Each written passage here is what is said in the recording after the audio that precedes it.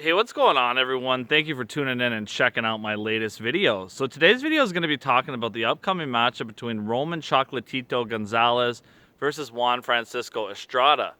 Now, looking at this fight, guys, this is a rematch. These guys had an excellent fight several years ago. Came down the wire. It was a close fight. Roman Gonzalez, in my opinion, edged it out as he should have. And now we're getting the rematch. So when you first look at Roman Chocolatito Gonzalez, this is a living legend in the sport of boxing, a guy who's known to throw 8 to 10 punch combinations. Living legend, been in there with every kind of style in the game, excellent balance.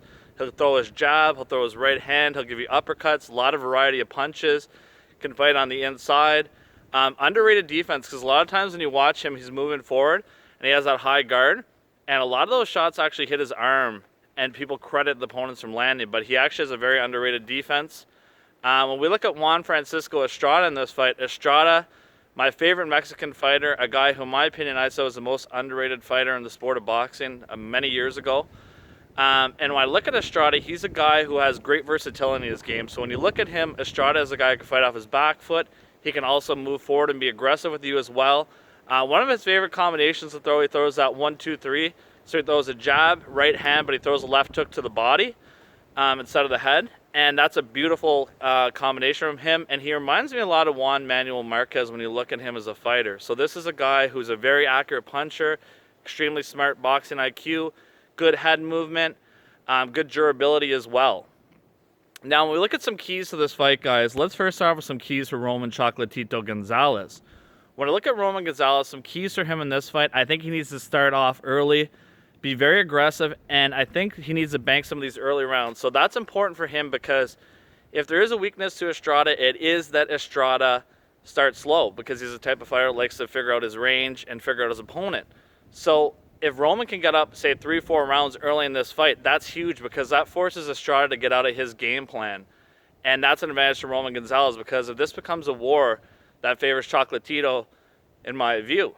Also, I think Roman needs to use his jab continuously to set up combinations and also find his range. And I think he needs to attack the body early of Juan Francisco Estrada. Now, for Estrada's keys to this fight, in my opinion, Estrada needs to, I think he just needs to use his versatility. And what I mean by that is, so start off aggressive early, counter punch, mix it up so Roman Gonzalez doesn't know what kind of looks you're giving him. And it's important as well, I think, for Estrada to get off to a quicker start in this fight. So that forces Roman to kind of play into his game plan.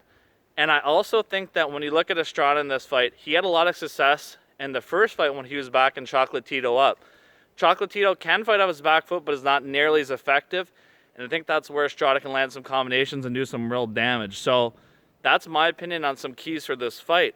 Some advantages I look at this fight. For Estrada in this matchup, Estrada, I think, is the fresher fighter ever so slightly in this matchup.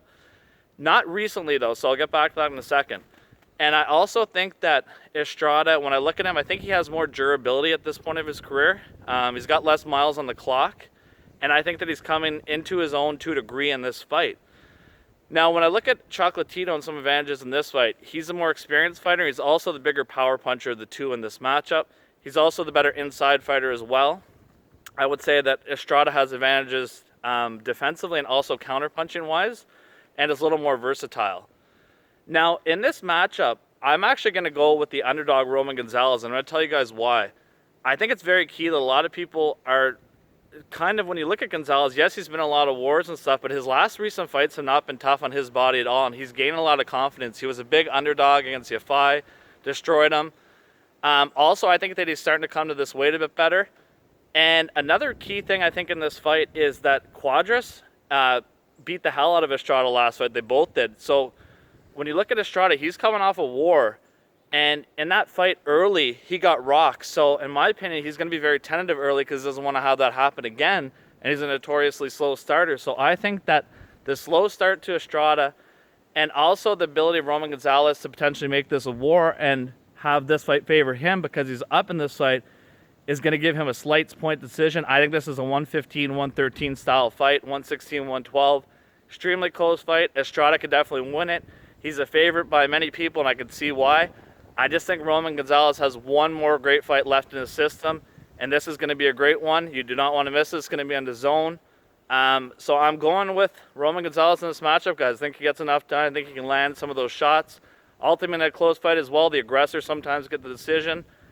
Sometimes judges don't always see the clean punches too. That's another key factor in this type of fight. So let me know what you guys think on this matchup.